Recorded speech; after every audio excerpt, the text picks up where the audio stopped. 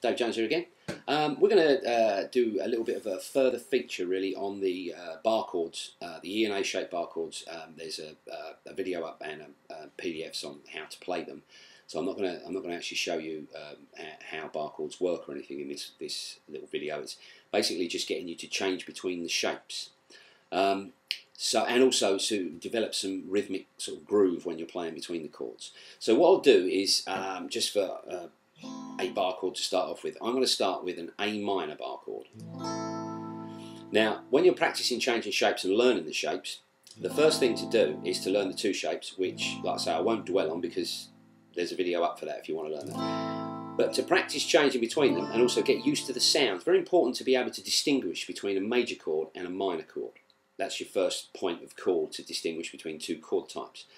So if you practice them, say for example, if you're trying to learn the names of the notes on the fretboard, fingerboard, it's very difficult to learn all of the names of the notes on the E and the A strings at once. I'd suggest you learn the names of the notes of the dots first and then kind of work the rest out from there. So what we'll do is we'll start off with a G minor chord, and then we're going to change to a C minor chord. So your G minor root note E string, C minor root note A string, using the E minor shape and the A minor shape. And what you do is you just strum for four beats on the G minor, change to the C minor. And then when you've done that, change to the A minor at 5th fret, E shape. D minor at the 5th fret, A minor. And then change to the B minor. This is the 7th fret, E minor, B minor.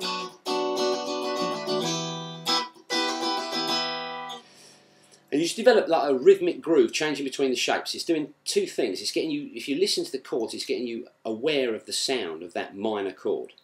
It doesn't make any musical sense to change between those shapes and moving all the way along the fingerboard, because they're not all in the same key as each other. So you're not going to get that in a song as such. But it gets your fingers used to the movement, and because you're getting used to this movement, and you can groove away on it. If you play a chord, like for example, I was just playing there a D minor chord in that.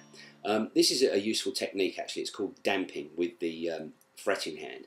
If you get your D minor shape, again, you'll need to check out the bar chord shape. But if I've got my D minor shape here, A minor shape bar at the 5th fret, if I don't push all the strings down, if I just let my fingers touch the strings but don't push them down and strum them, I get this percussive sound. Any strumming pattern you want, and you get this sort of dead string sound. And while you're doing that, just set up a strumming pattern: down, down, up, down, or down, down, up, down, up, whatever you want.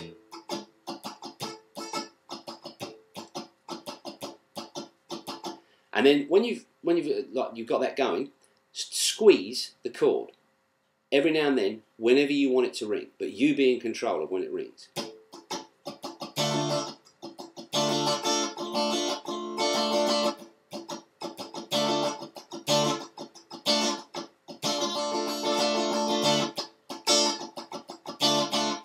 Just make up any sort of rhythms you want.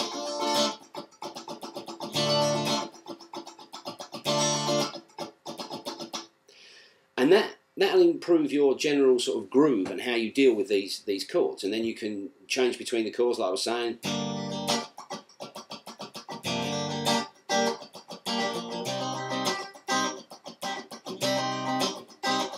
A minor.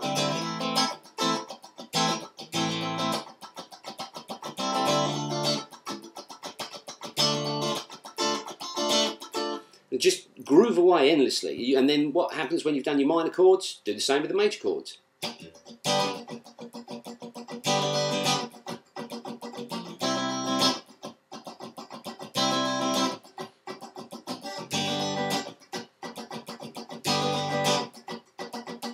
Etc. And just you start to try and think about the sounds that you're creating, change between minor and minor, A minor to E minor shapes, and major to major, A major to E major to A major shapes. Create the rhythmic groove, and just doing that is a really good practice routine. You're getting your ears used to the sound and the difference between major and minor chords. You're getting developing rhythmic groove and feel, and you're practicing the chord changing between the chord shapes, all in one one lesson. You can do an awful lot of things with bar chords that you can't do with open chords. Open chords are obviously very useful, but one is you can play in any key. If you're checking out the bar chord lesson and E and A shaped bar chords, that will help. But the other thing that you can do is on not only this groove, you can slide into chords from above or. And obviously, if you slide into every single chord or you groove like mute every single chord, it sounds as predictable as if you don't. But if you mix it all up in a chord sequence, so you're getting sort of